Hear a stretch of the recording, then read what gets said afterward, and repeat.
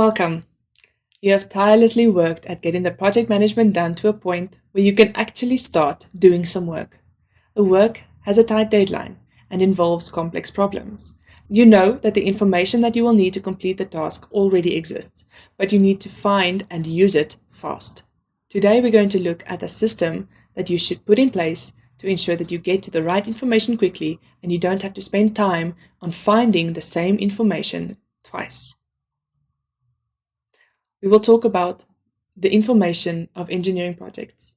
We'll talk about structuring your engineering knowledge for rapid retrieval. We'll talk about using a knowledge management system, and we'll go through an example of an engineer's documentation process. While studying, your information was structured.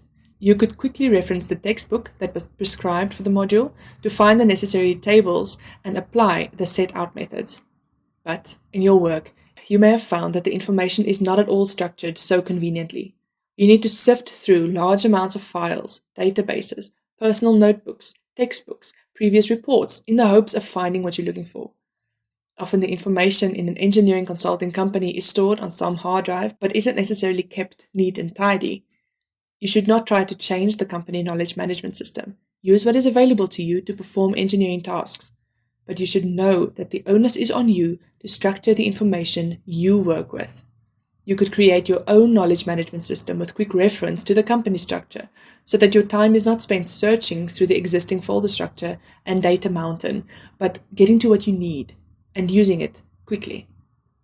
With the view of efficiency in time management, one of the crucial outcomes of knowledge management is that you will need to find and categorize information fast and deliberately, so that you don't have to spend time finding the information again. This can be done in a few ways. The first thing that you will need to do is to organize the information into categories, but using a consistent structure. You should structure the findings concisely for quick reference and ease in decision making. You can use templates with summaries and tags, maybe even creating databases. You should always use vetted, high-confidence sources primarily, like standards, textbooks, and past reports, because this information has been vetted by your own company, so they should suffice. The way that you structure your categories are of critical importance. It is the difference between having a successful, useful knowledge management system and having a relic that just lays there. If you work with CAD files often, have a folder called CAD files is not useful. You might have some standard parts that you can draw from often for your projects. You might have some components that are used in every project, but have different sizing or threading or fillets or rounds. Maybe you should create a category for the standard parts you use and then have a category for the support parts, fastening parts. You get the idea. Maybe you work with fluid flow. Then having a category for fluid properties would be useful. Maybe a subcategory for real and ideal gas like fluids, or Newtonian and non-Newtonian fluids. Maybe you could have a category that houses your analysis methods, those that stem from theory, fundamentals, and those that stem from standards and regulations.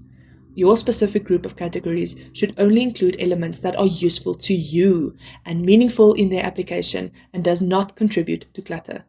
You should be able to hand over the folder structure to younger you, and they should be able to follow the structure without hand-holding. Then it's intuitive and useful. Just like with everything in life, if we systematize what we do, we can improve our efficiency. So, I propose that you use a workflow specifically for knowledge management.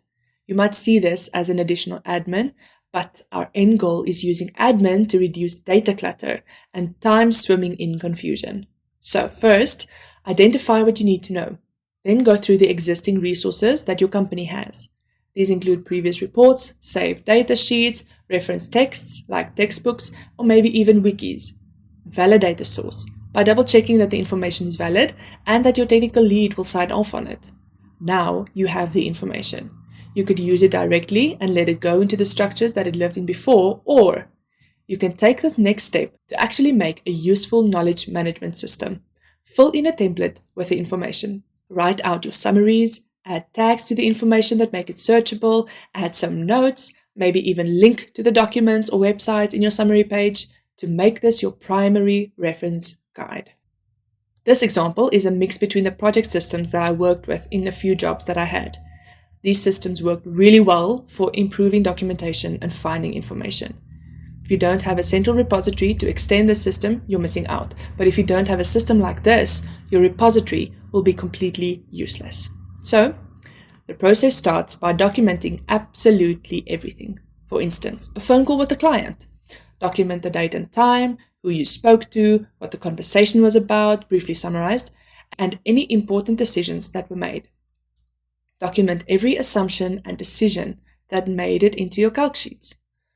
When you make a quick calculation, take the 5 minutes after completing it and make it as legible as possible.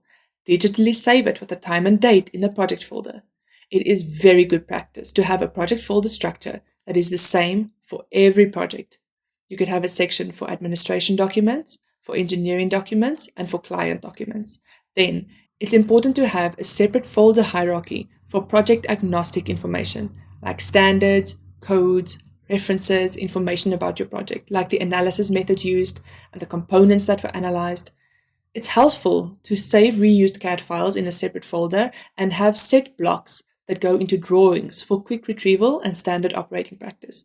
And finally, you should have a repository of costing from previous projects. At junior stage, you might not need to reference it for your own work specifically, but it's good to build your intuition on the cost of the work that you do. You now know that you should structure your information, data, and methods. You know that categories are your friends in finding information faster, and you've been introduced to a workflow that you can follow to create and maintain your knowledge that does not interfere too much with your existing research workflow. It actually enhances it. Now, I would like to direct you to the knowledge management system template that I've included in this lesson. You can use this to create your own knowledge management system for fast, structured information handling and retrieval. This is such a valuable long-term asset that will grow with you throughout your career and get you to the point of highest efficiency. In the activity, you will gather and summarize key information from sources for the project. This will simulate a real engineering research task, and you can get comfortable using the knowledge management system that you've built. Let's take control of the clutter and confusion.